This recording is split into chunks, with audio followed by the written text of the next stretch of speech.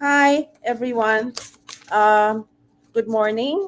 Sorry we're a little late. I understand the other session um, ran long. I'm Mariles Bustilo, Senior Director of Ayala Museum in Makati, Philippines. Before anything else, I would like to thank PhilPro for giving us an opportunity to discuss Philippine art and culture with you today.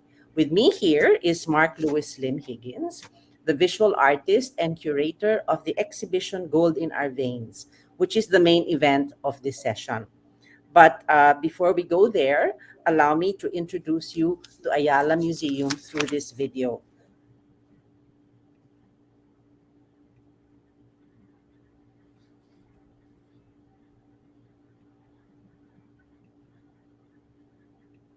First, a bit of background about Ayala Museum.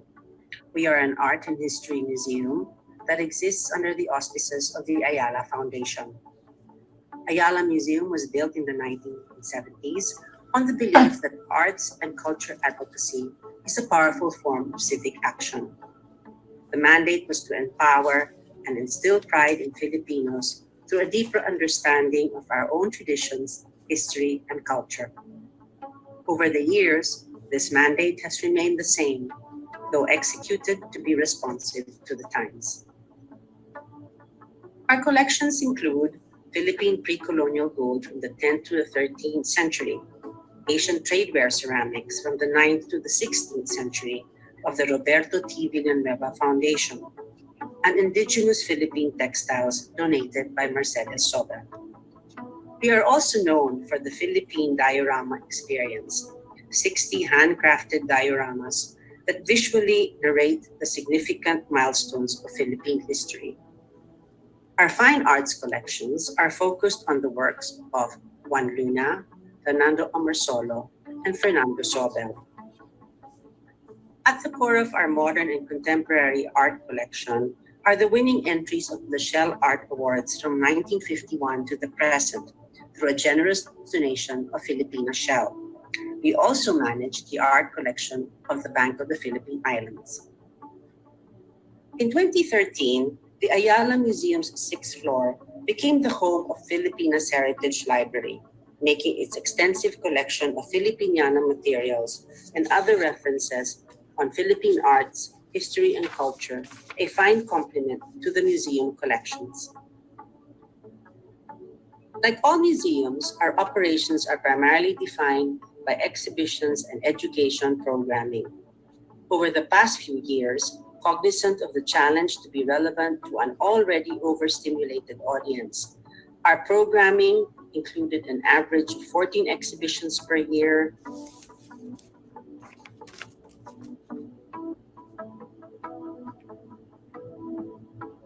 workshops and lectures,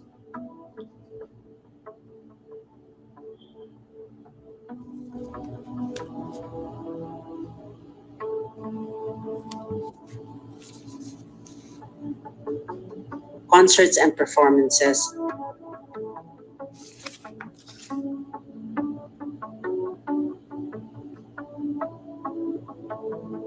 and museum branded events like Inspire Every Day,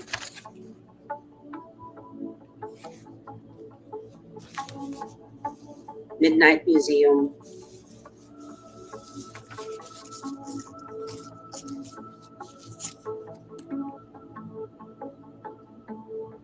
and International Museum Day.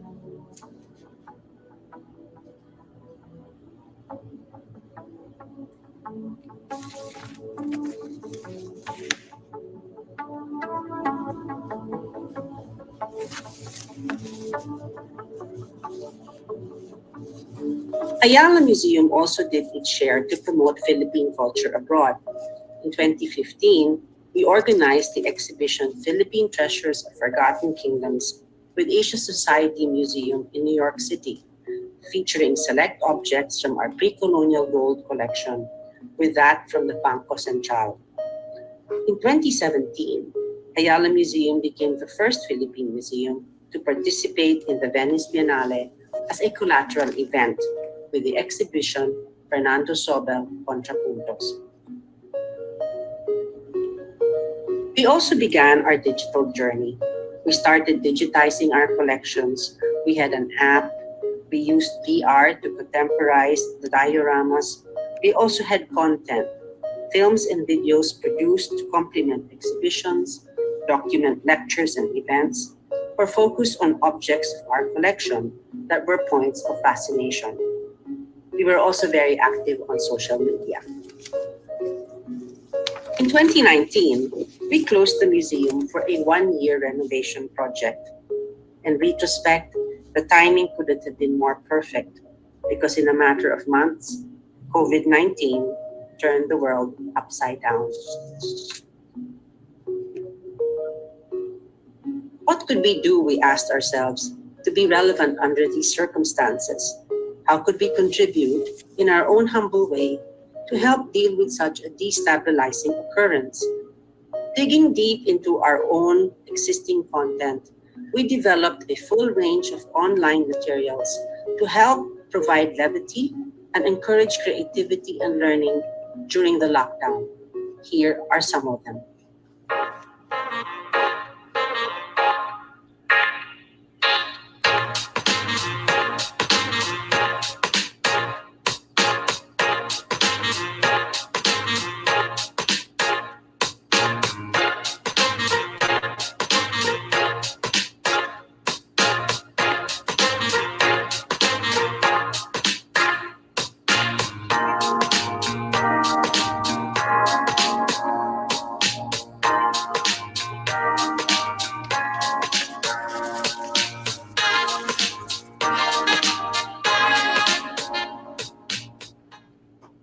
By June 2020, ECQ was lifted and we resumed renovation with hopes to reopen sometime in 2021. But then, as you all know, we have been subjected to more lockdowns thereafter, and as a result, the reopening dates keep moving too. It was in this context that we launched Ayala Museum Virtual on August 2020 to mark our commitment to bring Philippine art and culture to the online space, not just as an interim strategy, but as a way of doing business. This required totally new content, specifically designed for the online platform, demanding innovation and creativity from the staff, and enhanced commitment to working with new technologies.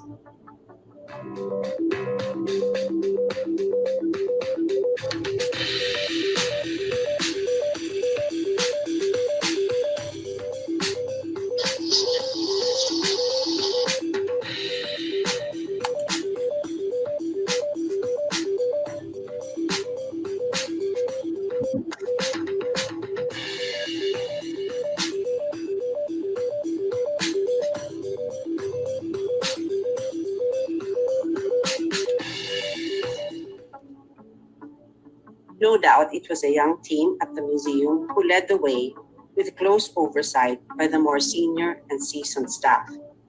The organization became more agile, pursuing what tech engineers refer to as minimum viable product ideas. It was admittedly a new way of working, but as they say, necessity is the mother of invention. Since then, we have worked on a range of concepts that found us working with new technologies and new partnerships. Here are some of them.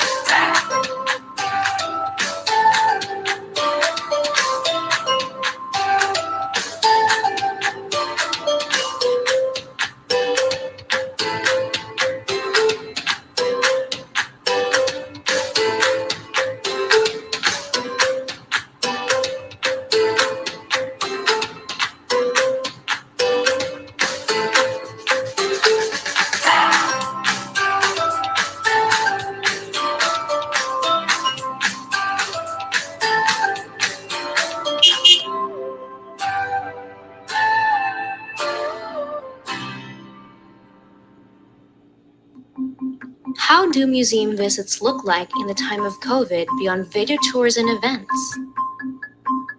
Introducing Ayala Museum's Where is the Filipino? An interactive live virtual tour that captures the magic of being inside a museum, the sense of space, the communal experience, and the joy and wonder of encountering objects from the Ayala Museum collection as visitors travel across the Philippine map. The tour is held on GatherTown, an online social platform that allows guests to interact with each other, control an avatar, and explore a 2D map. Ayala Museum utilized GatherTown's functionality to map out more than 100 objects from its indigenous and ethnographic collection on the Philippine map, providing an opportunity to situate and interact with each object in their places of origin. The tour package includes traveling across the Philippines, encountering museum objects, learning about our culture, and connecting with friends. The tour gained both international recognition and local support for promoting online tourism and creatively engaging the online community. Over 10 days, Where is the Filipino garnered 198,271 in online reach and 1,225 unique visitors from 34 countries across all ages. 63.2% have never even been to the Ayala Museum. Museum practitioners from other countries also joined in and recognized the value of the innovative tour. An article about the tour was posted on the website of Taiwan's Ministry of Culture and Chinese Association of Museums as a good example of Taiwan's museums to emulate during the pandemic. Easy to access, use, and share, the Where is the Filipino tour changed the game when it comes to what the museum online experience can be. The shift online has enabled us to reach a broader audience more than ever before. And as we prepare to reopen, providing engaging hybrid experiences will definitely be the new frontier. First, a bit of background about Ayala.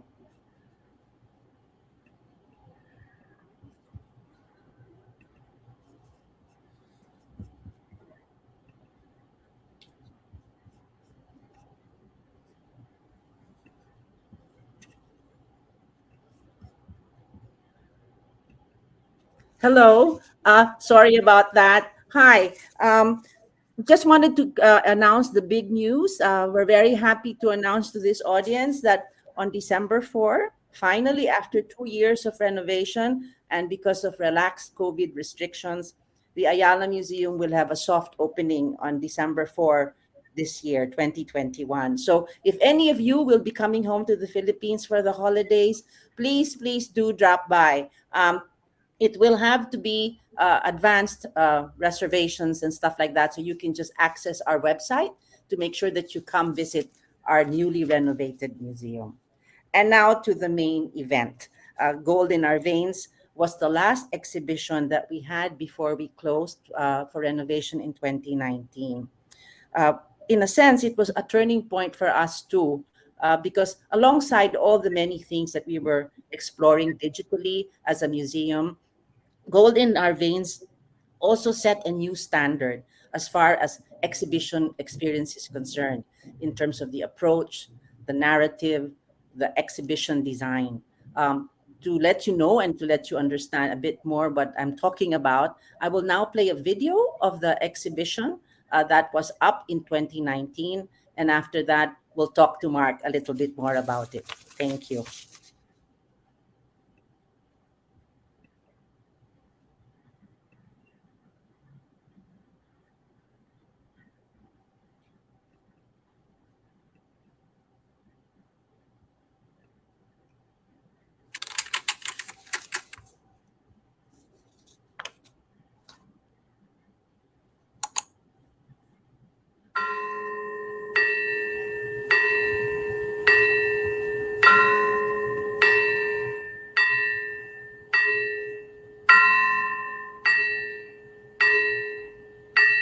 Hi, my name is Mark Lewis Lim Higgins, and welcome to Gold in Our Veins. Gold in Our Veins tells the story of a reimagined antiquity through a series of portraits inspired by the ancient histories of Indochina, the East Indies, and the Philippine Archipelago. Exhibited alongside these works are objects that I selected from the Ayala Museum collections. They demonstrate how artifacts contain a dimension that goes beyond their historical or cultural significance. The historical text you are looking at was written by Ferdinand Magellan's chronicler, Antonio Pigafetta. He writes about a handsome, tattooed king with dark hair, wearing perfumes and full of gold. The kingdom is Butuan. The gold object on the right is from northern Mindanao and is made of 3,800 plus grams of pure gold. This exhibition was designed to resemble the warehouse of a wealthy Chinese merchant somewhere in Southeast Asia in the early decades of the 1900s. The concept of a warehouse serves as a metaphor for an unknown or secret room filled with opulent treasures that are a celebration of our history and our ancestry. When you step into the room, turn immediately to your right. You will see that this part of the warehouse is filled with spices: cinnamon, star anise, peppers. From about the 1300s to the 1500s, it was the spice trade in Southeast Asia that brought vast fortunes to many European countries. Certain spices, such as black pepper, were literally worth their weight in gold, if not even more. The painting in front of you is entitled Kayumana, which is a word some explorers would call cinnamon. You can see that he's holding both cinnamon and star anise in his hands. On his head, he's wearing a map that is inspired by an illustrated manuscript of Antonio Pigafetta, found in the Beinecke Library at Yale University. The calligraphy on his forehead spells the word Butuan in the Kawi script. It is derived from an ivory seal dated around the 9th to the 12th century.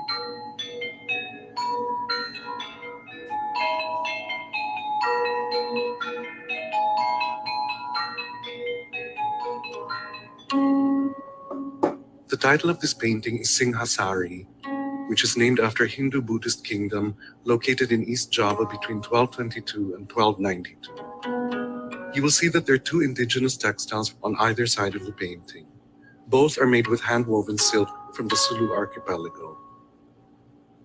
If you examine the textiles and the painting carefully, you will notice many similarities both in the color palettes and in the design motifs of the weaves.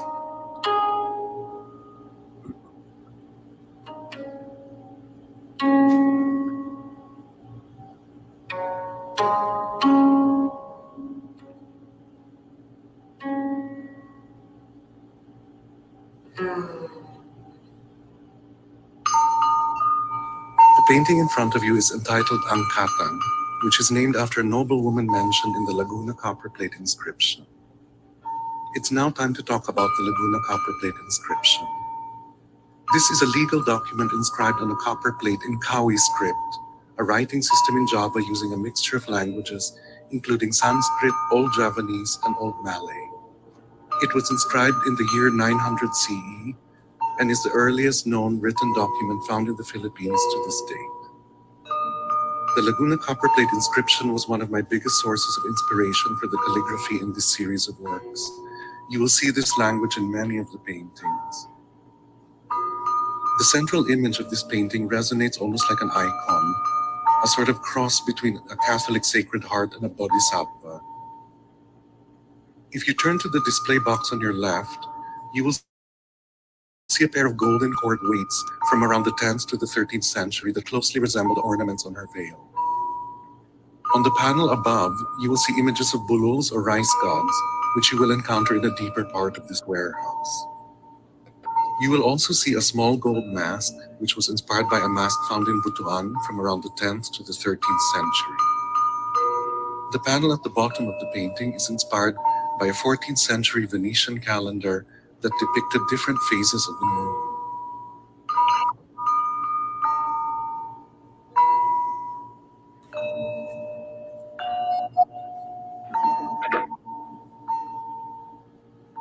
The painting you're looking at is entitled Jayalatra, which is an old Sanskrit word for sea voyage. I chose this painting as the key visual for this exhibition because I felt he was the most powerful representative of the idea of voyages and discovery. You will notice that his headdress consists of several items, all relating to navigation. He's wearing a telescope or spyglass, a rolled-up map of Southeast Asia, and he's also wearing an astrolabe.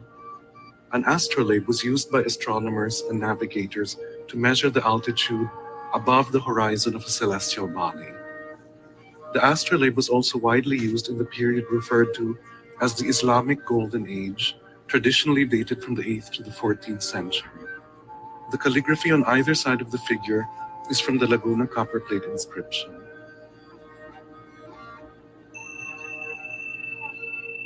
We are now in the part of the warehouse relating to worship, filled with objects from various temples and shrines. If you look at the display box to your right, you will see a golden diadem from northeastern Mindanao from around the 10th to the 13th century. The pair of portraits in front of you are entitled Shailendra, which is named after an influential Indonesian dynasty that emerged in Java in the 8th century. There are many elements from ancient Southeast Asian history that inspired this series of paintings. Aside from gold, porcelain, and spices, there is also opium. On the foreheads of both the male and female is written the word ahifena, which is Old Sanskrit for opium and also snake venom. This is the reason why the couple is wearing poppy flowers and opium pods on their heads. There are also references to snakes and snakeskin fabric in the mountain. There are three historical texts from three different chroniclers that form part of this exhibition. The first, from Antonio Pigafetta, can be seen on the wall outside this exhibition. The second text was written by Marco Polo about the wealth and spices found in Java. The third text comes from Ibn Battuta, who was a Muslim explorer who traveled the world in 1325. He wrote about a king and a kingdom, both named Tawalisi. He also wrote about the king's daughter, who was a warrior princess named Wahi Arduha, which is also the title of this painting. She was supposedly not only literate and fluent in Mongol, but was also familiar with Islam, if not Muslim herself. This is where the Philippine myth of Princess Urduha came from. Note that she has a painted motif of the Banawe rice terraces on her garment. The word Tawalisi is written phonetically on either side of her in Kapampangan.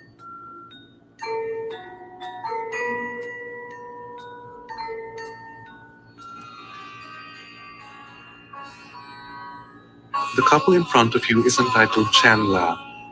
named after an empire that existed in Indochina from the late 6th to the early 9th century. Take note of the small botanical icons with images and names of spices on either side of them. Both male and female are wearing garments inspired by blue and white Chinese porcelain. While the male figure wears a map of Southeast Asia on his head, the female is wearing a scroll with a diagram from a medieval Islamic manuscript showing the preparation of herbs and spices for medicine.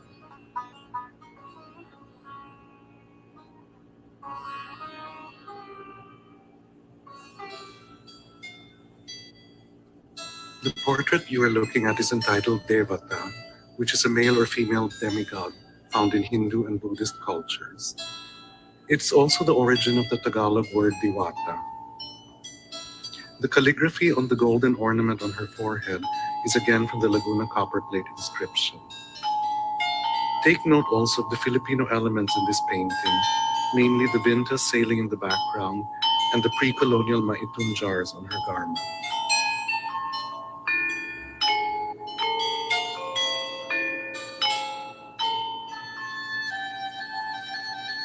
The two paintings in front of you did not begin originally as a pair, but I felt that they complemented each other so well visually that I made them into a pair. The left one is entitled Prabhajana, which is the old Sanskrit word for tempest or hurricane. The Greek god of storms is depicted on her headdress, and the words storm and tempest are written on either side of her in Chinese.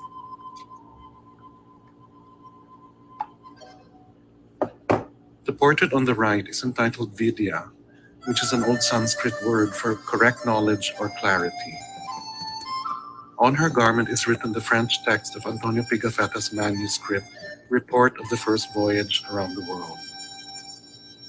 On her head, she wears a book of geography and cosmology by Ptolemy, and another book entitled the Mukaddimah, which is a Muslim history of the world, written by Ibn Khaldun in 1377.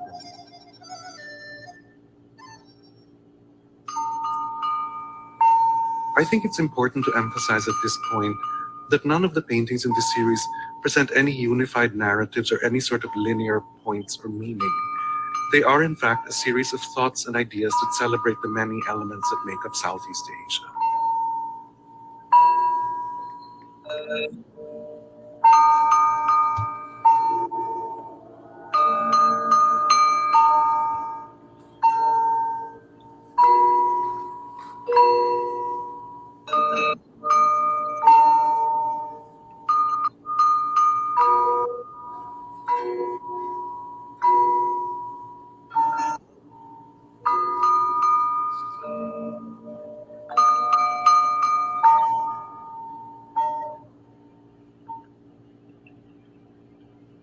Hello.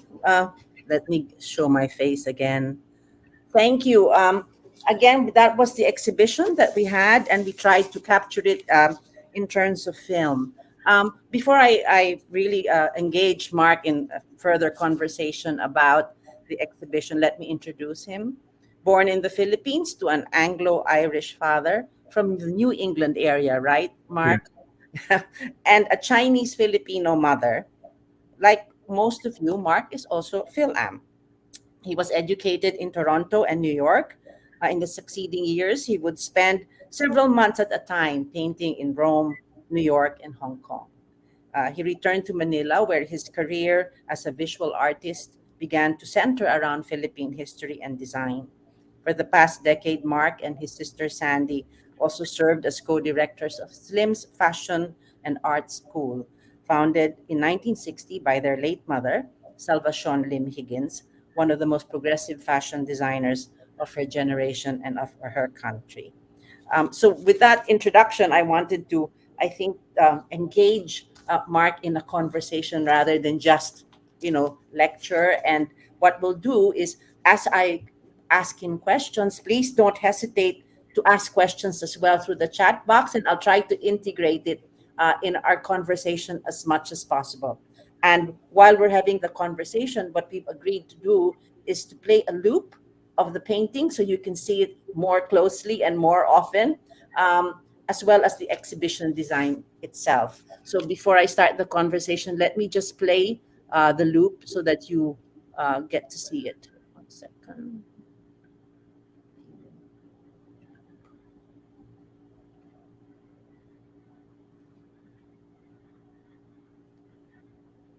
Okay, I think I hope it's there. Is it there? Not yet. Not yet. Well, again, we'll do it. Sorry, technical difficulty. Oops.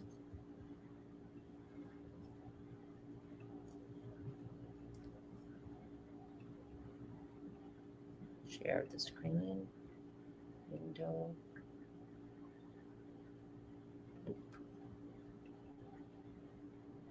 There you go. Is it there? Can Yeah. you see it, Mark? Great.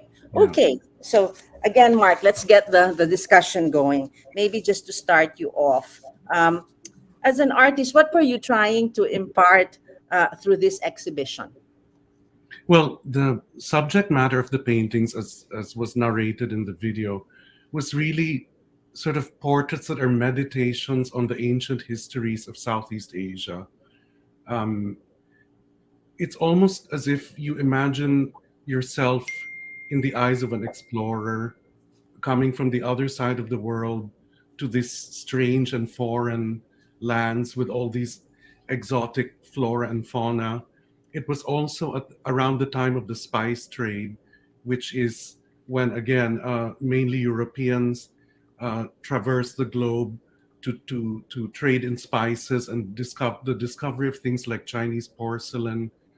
um, the spice trade is also what contributed greatly to the wealth of Europe around the 13 to the 1500s, at a time when things like, as we mentioned, black pepper was actually more valuable than gold.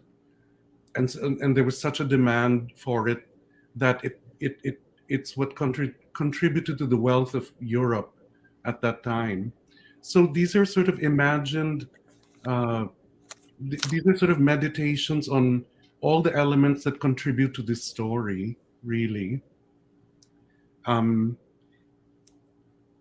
it's sort of portraits that inspire you to think about the history of and the references in the paintings. And I think it also led a lot of viewers to do more research into the pre-Hispanic history of the Philippines. It's an idea that I personally found very interesting. There was a time before the arrival, the sustained contact with the West, where the two great superpowers of the time were China and Greater India. And as a result of that, there were a lot of small nations and kingdoms all over the Southeast Asian region that were subjects of these empires. And as a result, there were cultures that developed in these kingdoms and different places that were the inspiration for these paintings. You know, Mark, what I found interesting was how, from what I know of the exhibition and how it all links back to the Philippines, that before the Spaniards even came, we were already uh, inundated with cultural influences from Yeah, our part of the world, and I think that's I thought was one of the key yeah. uh, insights that I got out of your exhibition, and maybe you'd like to expound on it a little bit more. Well, it's important to realize the Philippines didn't exist as we know it as a nation until after the arrival of Spain. Before that, it was an archipelago of, as you know, more than 8,000 islands and many different peoples that were already quite a sophisticated region where they were already trading with neighboring countries, with China and India, as I mentioned. So there was already one of my references for the paintings was the Boxer Codex. I don't know how many of the audience is familiar with this. It's a manuscript written around, I think it was the 1500s. It contains 75 illustrations of the region, 15 of which are in the Philippines, with the first known renderings of what a Westerner saw the locals to look like and be dressed like. Um, and you can see that it was already the predecessor to a global culture. That's right. Uh, So the arrival of the West just kind of sealed the deal Right. and really made it international. I remember I heard you speaking once that when you were talking about this, I think this was one of our in one of our press conferences, that for you it was really, this is about, in from the perspective of the Philippines, about DNA and ancestry, Yeah. which I thought was, wow, that's interesting. Could you expound on what you meant by that? Uh, Well, mm-mm. it's really the idea of identity, because also the Philippines is still a fairly young nation in search of an identity, and it has been for a very long time. And there are always people questioning what it means to be Filipino. It is very easy to be misled by putting things in a box and saying, well, it's very Filipino to look like this or be like that or eat this kind of food. But if you really think about it, there's something that I wrote in my artist message, where I said, far beyond the limits of what become countries or nations, we are all maps of our ancestors. And what I mean by that is, if the fairly new science of studying DNA is, uh, as a nation, we're actually composed of so many different things that go beyond the concept of one country. It's, all these elements, all these inspirations in my paintings, you would find in your DNA somehow. Yes. And so I looked at the whole exhibition as a celebration of who our ancestry defining or helping to define who we are, and also dispelling the misconception of purity, because there's really no such thing. Hmm. Yeah, I think that's really interesting, especially when viewed from the point of view, of course, from our friends here in Philpro, who are away from the Philippines and seeing it from distantly. And I think that's why when we were asked to talk about Philippine art and culture, I suggested we anchor it on your exhibition, because I think it's got a more expansive point of view, a bit more cosmopolitan in an appreciation of what our history was even before the Spaniards came. Because I think to the audience, for many people, it seems like before the Spaniards came, nothing happened. Nothing was Yes. happening in the Philippines, but that's not true. Research and history and all the research says that there was activity going on Yeah. within our area. And I think um, the interpretation of Mark uh, captures the essence of that basic historical fact that there was life in the Philippines before we were opened up to the West. So I think that's one thing that I think for us as the museum who decided to mount the exhibition, um, uh, resonated with us. And I think maybe Mark, you can talk a little bit about how we were able to integrate some of the pieces of the collection of our collection in the way you interpreted your art. I thought that was really exciting for us, and it was, I think, serendipitous. So maybe you can share it with the audience. Well, of course, my favorite story is, Mm.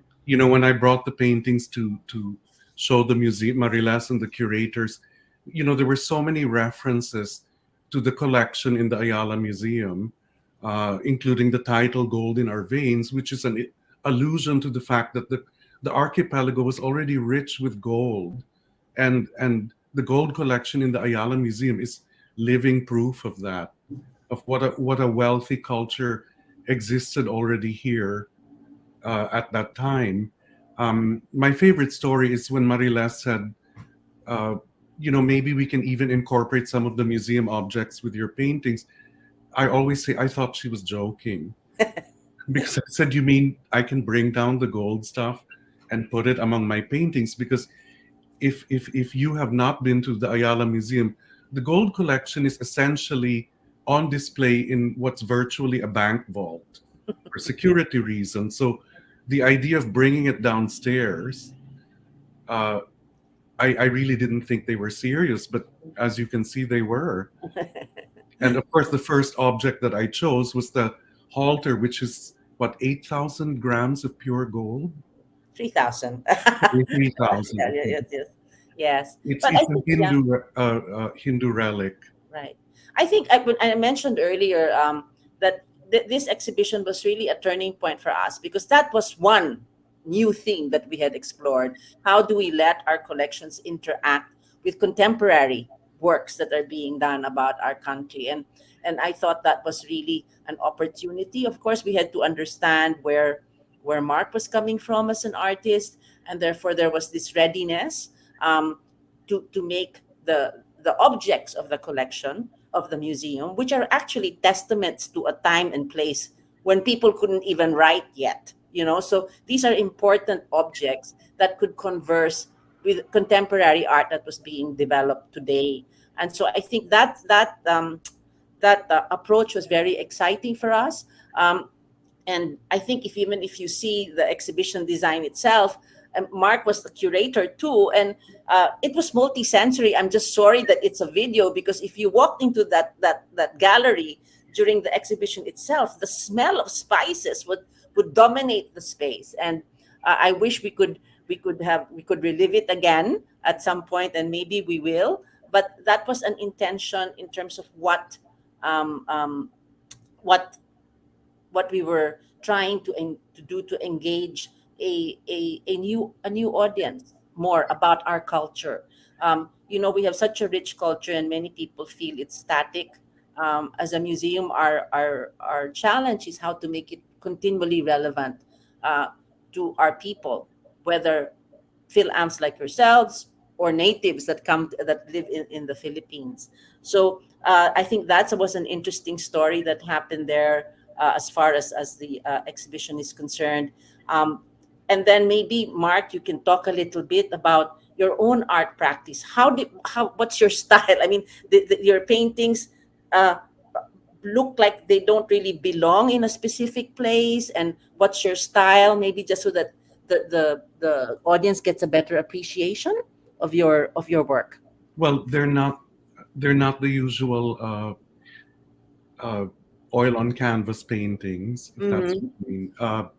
I also said something about that in my artist message in the catalog. Mm-hmm. So the history of fine art in the Philippines was very much influenced, again, by Spain Mm-hmm. in the time of the Ilustrados, who anybody who had any means who Mm-hmm. wanted to properly study art would sail to Europe Mm-hmm. and study with the masters and come back and become masters themselves. The national artists, the likes of Juan Luna and Fernando Amorsolo. Um, but it was the traditional classical art, which was oil on canvas. Mm-hmm. What I do is closer to Asian, I mean, more Asian style art because I work on paper. Um, Having said that, the paintings are really a hybrid of sort of a cross between a Chinese or a Japanese style painting and an illuminated manuscript, which is what the monks were doing in the early medieval ages, at a time when it was only churches that had libraries with books, and art for art's sake was a concept that did not exist yet. So the works are done on paper, sometimes on Chinese silk. The medium is water-based paints, chalk pastels, and also all the gold you see in the paintings is 24 karat gold leaf, which is a technique called gilding. And then also the frames, as you can see in some of the paintings, and the textiles I used are become part of the narrative. I framed the paintings in a vertical style, almost reminiscent of an Oriental scroll. Also, the textiles used in the paintings are various, uh, ikat weaves from all over the region. I designed the frame. Some of them have little bululs on the top of them, or tiny monkeys. Those are all part of the narrative of the painting. And then what about aside from the art itself, Mark, as curator, clearly you had some influence in the way the exhibition was presented. You mentioned in your video about the idea of a warehouse. I Yeah. mean, again, for many of our listeners, so many of if you look at contemporary art exhibitions now, a lot of it is in a white cube. It's white space, and then the paintings are just hanging on the wall. This is again something interesting that we were brave enough to explore, because there was a very I would say powerful concept. So maybe Mark can talk a little bit about how we got to that exhibition design. Well, let me go back to the museum objects. First of all, as Mariles was saying earlier, they are hard evidence of a very sophisticated culture and and and trade that was happening for hundreds of years. Uh, you see you see the Chinese porcelain, the Southeast Asian trade ceramics. Generally speaking, you see the gold, and so this my idea was that these objects, aside from their historical value, are would actually help the narrative, help tell the story, uh, because if you imagine the explorers that I referred to in the video, there were three that we used. Um, you can imagine that these were almost objects that they themselves saw or touched or encountered similar objects to that. And also, when it came to mounting the exhibition, my good friend Gino Gonzalez, who's a theater designer, uh, I asked him for his suggestions on how this exhibit should be mounted, and he came up with the idea of a warehouse, because he basically said, "Your brain is like a bodega full of information. Why don't we just make a warehouse and cram it with stuff, floor to ceiling?" Mm-hmm. And Gino imagined this would be the warehouse of a fictitious character who was a wealthy Chinese merchant somewhere in the early 1900s.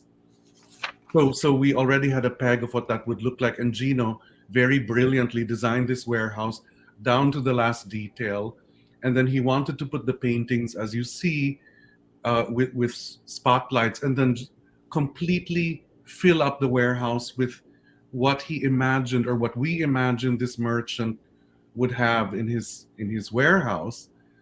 Um, One apprehension that Mariles and I had in the beginning was that the objects would overwhelm the artwork, but I guess in the end we realized that the artwork was uh, strong enough to stand on its own visually, and that again the museum objects in the warehouse then told helped relay the story of gold in our veins, which is, as we said earlier, a celebration of ancestry and our DNA, and that the warehouse was almost a metaphor, if you will, of a sort of a hidden room that one discovers, full of treasures of information and visual treasures that tell you a story of who you are, or who we might be.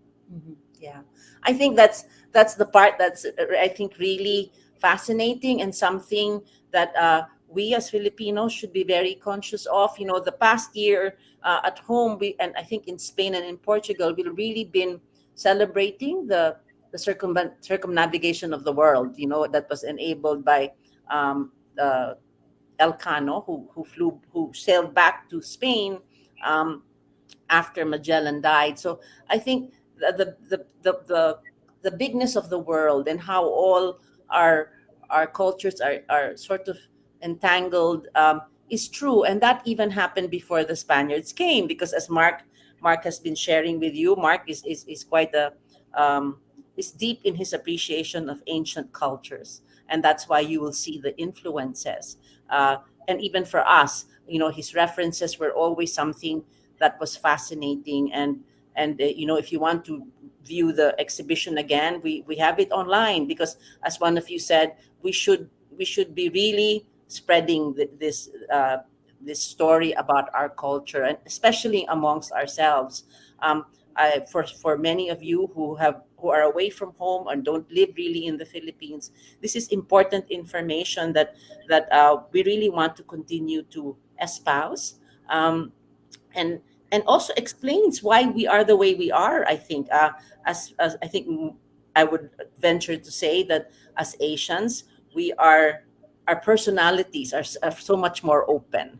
I think it's a lot of it is that the fact that in our DNA we have learned how to deal with foreigners and to trade with them. So I think that kind of thinking is really important. And just to add to what Mark was saying, our gold collection, and it's about 1,500 pieces from the 10th to the 13th century, as well as our ceramics. These are, I cannot stress enough that material objects are really witness to a time that we could never capture.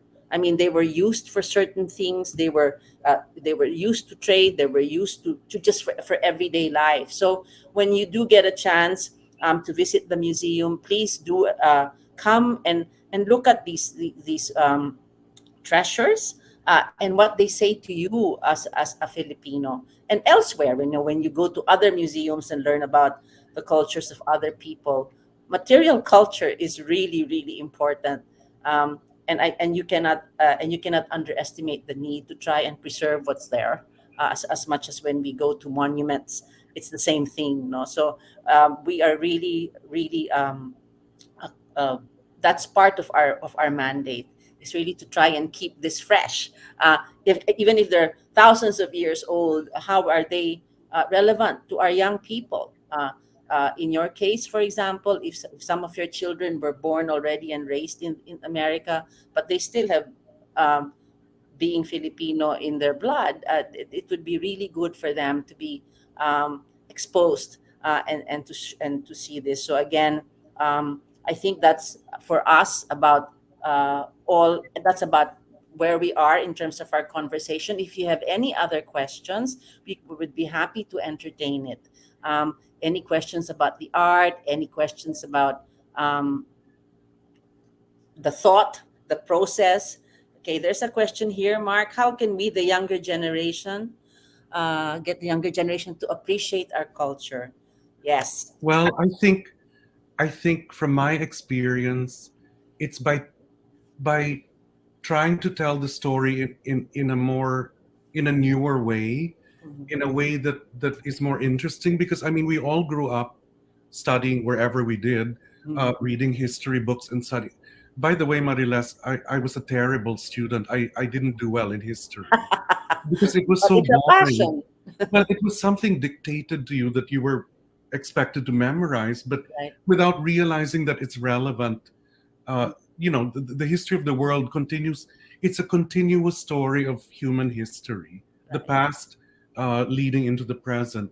For example, the more you read about history, the more sort of dots you can connect. And with my when I was working on this exhibit, uh, you know, f- just connecting, for example, the three chroniclers that we quoted in the exhibit, Marco Polo, Ibn Battuta, and Antonio Pigafetta.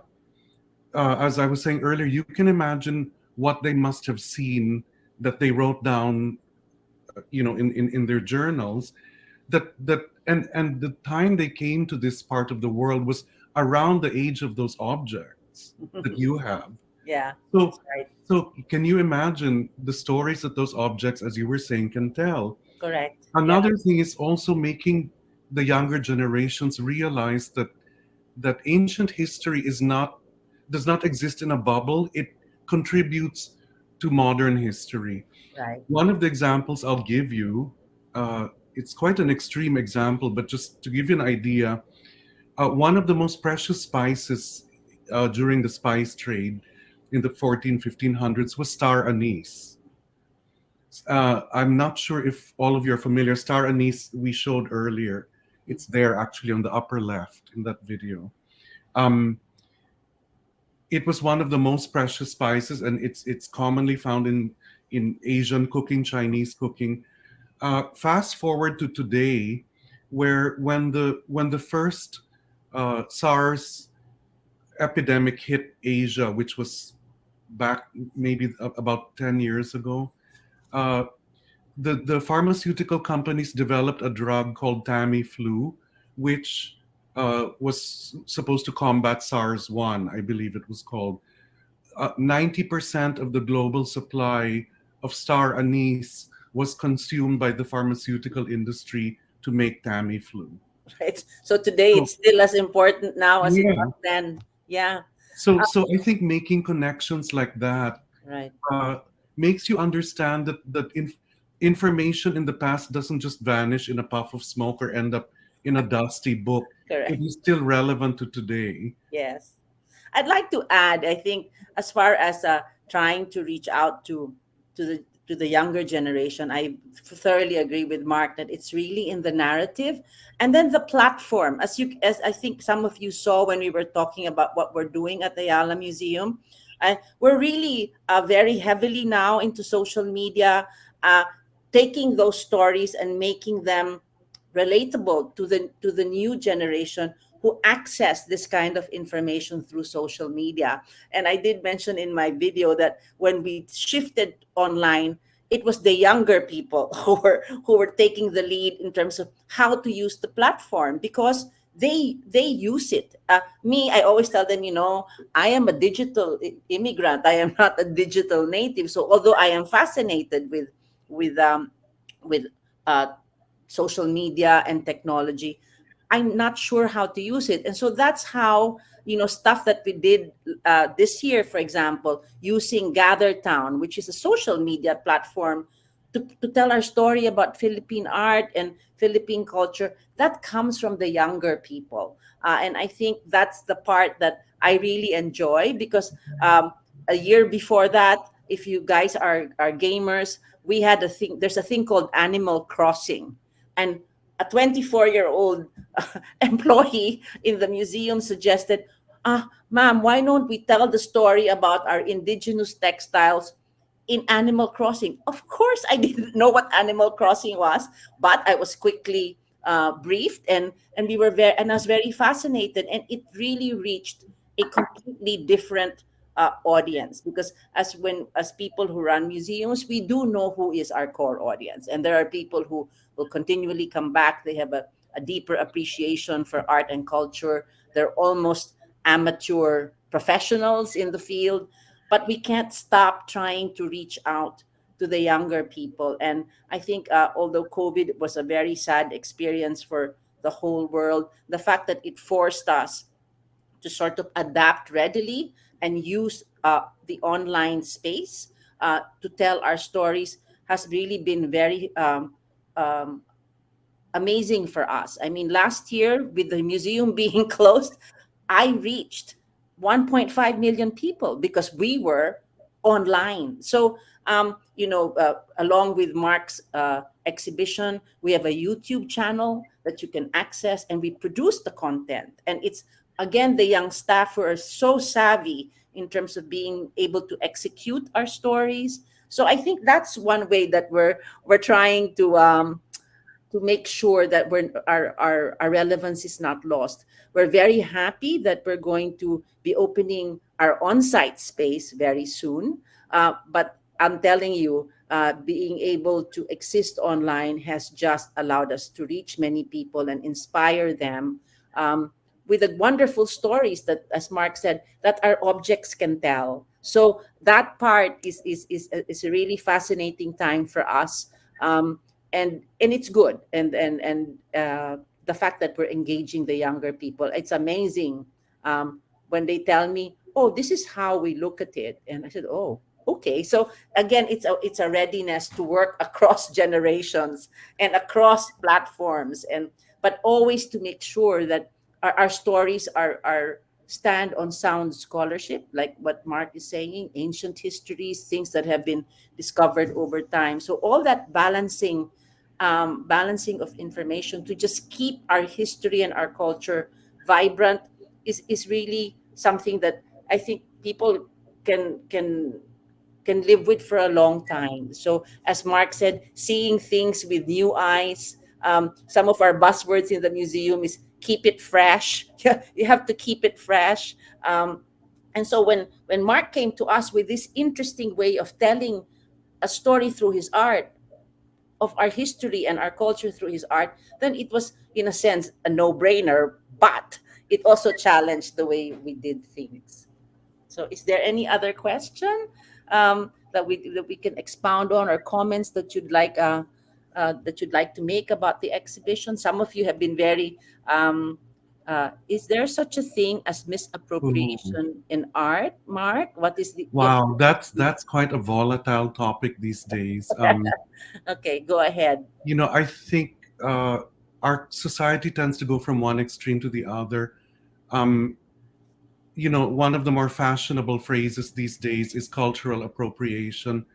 And every time I see the complaints about it and the context it's used in, uh, I just don't agree. I just think, where do you draw the line? Because of running a fashion school, I see it a lot in the fashion industry, where there are cultures that are uh, complaining that some design house took an idea that is belongs to an indigenous person. I just think, because the art that I do takes elements from many different cultures, but it tells the story. There is a sort of unified concept in it. Um, where do you draw the line, really? Because uh, if you take the brand Shanghai Tang, which I don't know how many of you are familiar with, it's Chinese inspired contemporary clothing. So my argument is, so if people complain about cultural appropriation, does that mean that only Chinese people are allowed to wear Chinese inspired garments? That's kind of ludicrous. Right. And also, Mariles, you and I are from a generation, let's not forget, where our parents, let's say around the 1950s, 40s, certainly after the World War II, it was considered very good form for a lady, whether she was Filipina and even more so a foreigner, who circulated in at parties and political functions, to wear the national dress. Mhm. So every decent woman, whether she was Filipino or foreign, owned a terno or two or three. Mhm. So today, is that, would you look at the foreigner wearing the terno and saying you shouldn't be wearing that, only Filipinos should wear that? I don't agree. Right. I It's think it's this, yeah. more than an appropriation. I mean, for me, and these paintings are a celebration Mm, of the different cultures and the story. right. I think just to add to what Mark was saying, I said there's also this concept now um, that's in the cultural circles. It's called the concept of hybridity.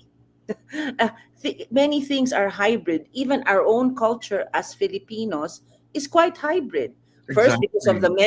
of the many, we've been under colonialists and under the powers of others for many years. There's been one argument that, for example, that did the Spanish influence completely erase everything that happened before that? I mean, it's. I think we need to be accepting that there is hybridity, and hybridity happens not only with us but with everybody else in the world. And I think it is an interesting conversation and an interesting topic, and it's still being argued to this day.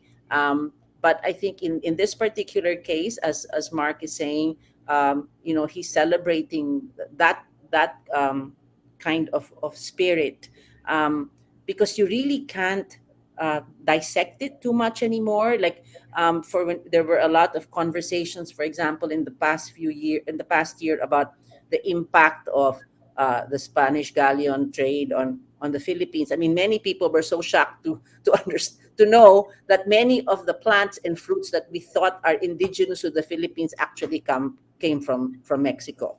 Is that Yeah. wrong? No, it's not. I mean, it's that kind of. I think I think that's what makes the world go round.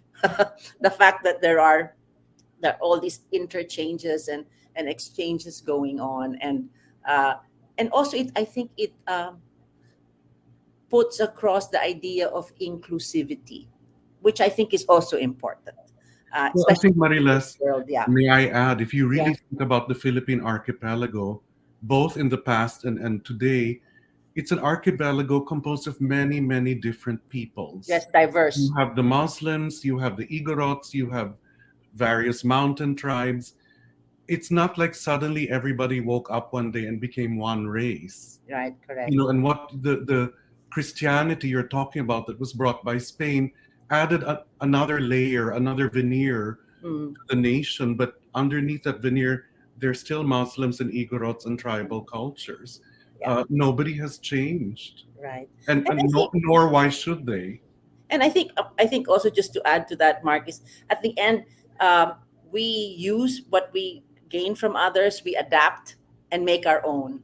So I mean, all of these discussions are fascinating, and thank you for asking it. And I guess at some point, with your next PhilPro conference, you should invite historians, uh, who know about this, and expound on it some more, because it really broadens our appreciation of what Philippine culture is about.